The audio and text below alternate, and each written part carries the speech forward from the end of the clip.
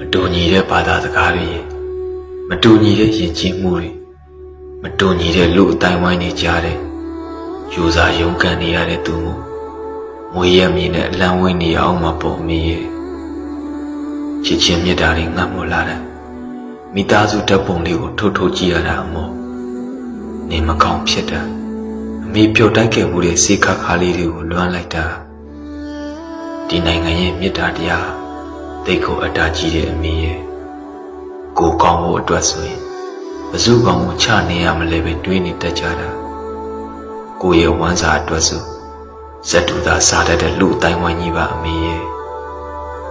ကိုရဲ့အိမ်မိုးမလုံးမတော့မိုးဆိုတာကိုသိခံရတော့မှာပေါ့မိုးချိုးဖြစ်တော့လေရင်စည်းခံရုံပေါ့အမေရကားတလေတော့လေထင်သေးစွာကြီးတဲ့မျက်လုံးတွေကိုမုံမိတယ်အမေစင်ပြေလားလို့မေးတယ်အစင်ပြေပါလေဆိုပြီးတကယ်မညာချင်တော့ဟန်ဆောင်မျက်နှာဖုံးနေရဲ့နောက်ွယ်မှာပျော်စရာတွေကတကယ်ရှားတယ်အမေ